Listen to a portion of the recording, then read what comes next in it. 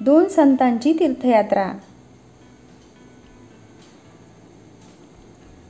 ज्ञानेश्वरांमुळे नामदेवांच्या आयुष्यात फार बदल घडून आला होता। त्यांच्या सांगण्यावरून नामदेवांनी विसोबा खेचरांकडून उपदेश घेतला होता, आपल्या ज्ञानातली कमतरता दूर केली।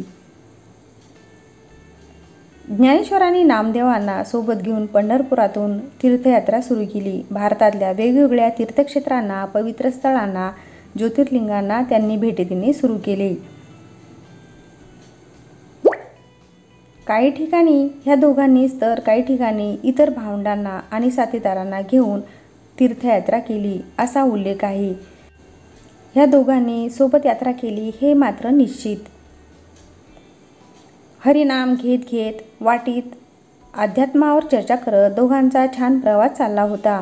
महाराष्ट्रातल्या दोन महान संतांचा हा सोबतचा प्रवास होता। दोघांनी मिळून भारतभर लोकांना भेटून त्यांच्यात मिसळून भक्तीचा उपदेश केला, भागवत धर्माचा प्रचार केला।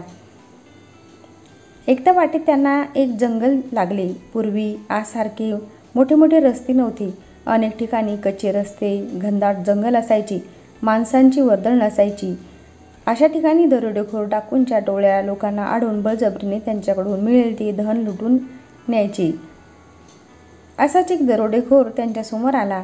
त्याने नेहमीप्रमाणे सुरा काढला आणि समोर आलेल्या प्रवाशाकडे त्यांच्याजवळची सगळी संपत्ती द्या, नाहीतर जीव घेईन अशी धमकी दिली। ज्ञानेश्वर नामदेव काही त्याला नेहमी भेटणाऱ्या प्रवाशांसारखे नव्हते, ते जराही घाबरले नव्हते।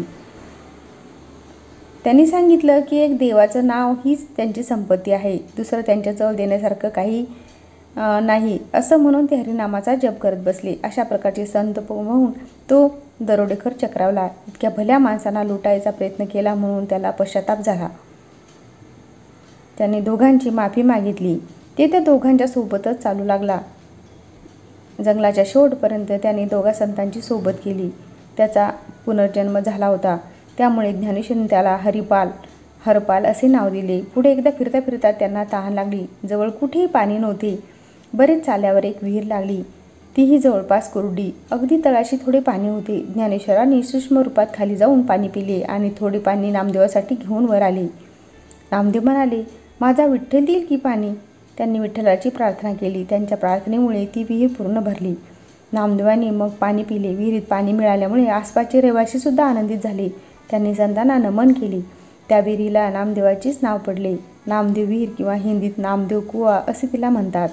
काही दिवसांनी ते तीर्थयात्रा पूर्ण करून पुन्हा पंढरपुरात पोहोचले। त्यानिमित्ताने पंढरपुरात संतांचा आणि भक्तांचा मेळावाच भरला। भजन कीर्तनाला बहार आली। विठोबा रुक्माई सोबतच जमलेल्या लोकांनी ज्ञानेश्वर आणि नामदेवांचा सुद्धा जय जयकार केला। संत नामदेवांनी ज्ञानेश्वरांसोबत सुरू केलेली तीर्थयात्रा करून भक्तीच्या प्रसाराचा कार्यक्रम आयुष्यभर सुरू ठेवला। त्यानंतर त्यांनी भारताची बरीच भ्रमंती केली। त्यांचे भारतभरात अनेक लोक भक्त आहेत। व्हिडिओला लाईक, शेअर आणि चॅनलला सबस्क्राईब नक्की करा। उद्याला पुन्हा भेटूया एका नवीन व्हिडिओसह। धन्यवाद।